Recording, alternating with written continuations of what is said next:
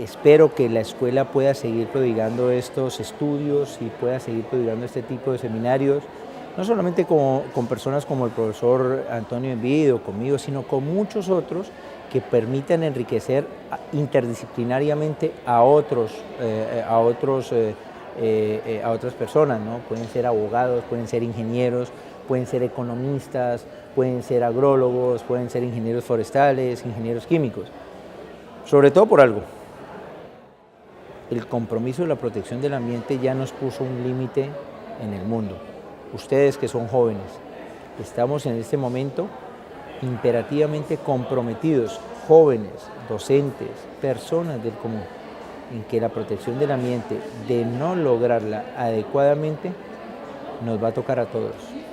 Y lo peor es que el sacrificio va a ser muy alto, porque ya no es en las condiciones de vida, sino en la subsistencia de nuestra especie.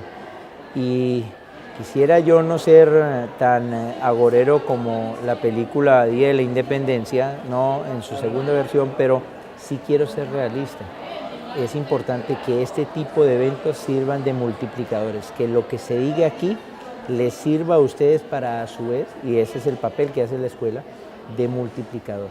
En algunas ocasiones los problemas pueden deberse a la multiplicidad de herramientas, la dispersión de las mismas y la incapacidad de quien debe decidir de identificar cuál debe aplicar. Es pecar por exceso, entonces usted tiene muchas herramientas, usted tiene muchos instrumentos y usted no sabe cuál es el más idóneo. En otras ocasiones es por carencia, entonces usted tiene menos instrumentos y entonces usted dice, pero no estoy dotado de las suficientes facultades. Y en ocasiones también tiene que ver con la política que vaya a ser estructurada y luego definida a nivel normativo. Porque yo creo que ahí hay un elemento, no lo dije yo en la conferencia, pero que debería rescatarse. En los años 70, Willy Weber, uno de los grandes líderes del SPD alemán, lanzó una idea de la protección del ambiente desde el punto de vista de la garantía máxima como una política de Estado estructural.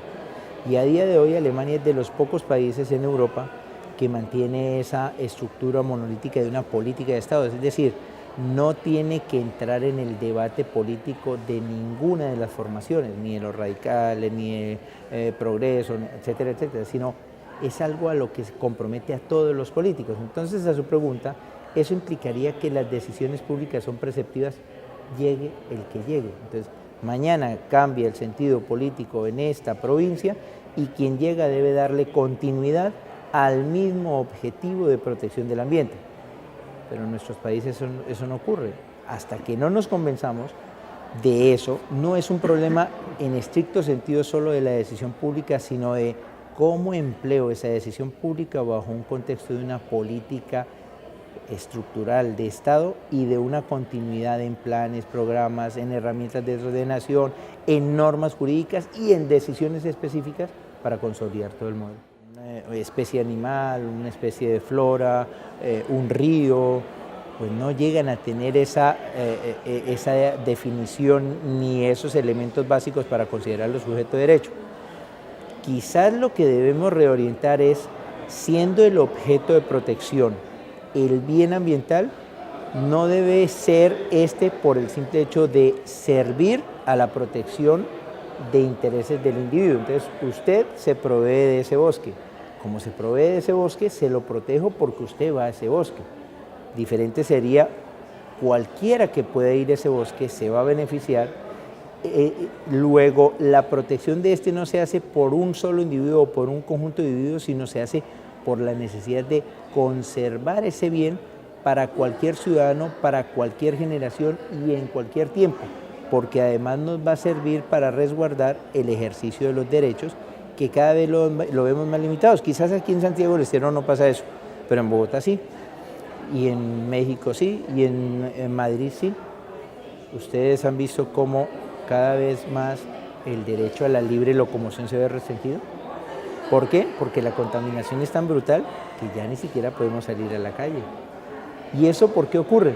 Porque no hemos protegido el aire como recurso natural. El aire es un bien más y lo podemos sacrificar hoy, mañana y en el futuro.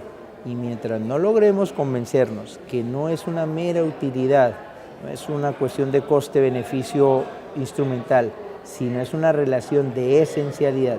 ¿Para qué quiero defender eso y cómo me puede, garantizando mis derechos, proteger autónomamente ese bien? No creo que logremos avanzar. Desde la revolución industrial hasta nuestros días, el hombre ha empleado los recursos naturales para su provecho. Dígame usted, ¿en qué nos hemos diferenciado desde la época de la revolución industrial? En algo, que hoy en día hemos tecnificado y somos más sofisticados a la hora de extraer esos recursos. Entonces, quizás esa tecnificación sirva en cierta medida para proteger el ambiente porque reduce la intervención, reduce la invasión que se pueda dar. Pero esa misma nos ha llevado a descubrir otros recursos que, estando aún sin la intervención del Estado, empiezan a extraerse.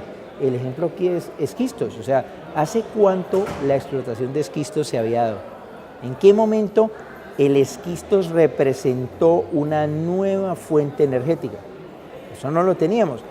Se descubrió una técnica, un proceso científico que representaba una forma novedosa, innovadora, nadie le pone en duda. Pero fíjese cómo la ciencia crea un nuevo desequilibrio, porque la explotación de ese recurso va a generar un nuevo fenómeno de contaminación o va a recrudecer el que ya existía. Entonces usted me pregunta, pero a esta altura del partido, ¿por qué seguimos hablando de contaminación? Porque ese es el destino del ser humano. Perdóneme que sea yo tan pesimista. Evidentemente la educación es la base para que quienes vamos a decidir sobre la protección del ambiente no lo hagamos ni instintivamente ni por una ideología vacía. Yo en esto quisiera lanzarle un mensaje a los jóvenes. No por ser de izquierda o por ser progresista se dice ser más proteccionista. Si leen el Manifiesto Comunista de Karl Marx, ustedes van a encontrar cómo la formulación de la ética desarrollista de Karl Marx era peor o incluso más nociva para la protección del ambiente que los modelos capitalistas.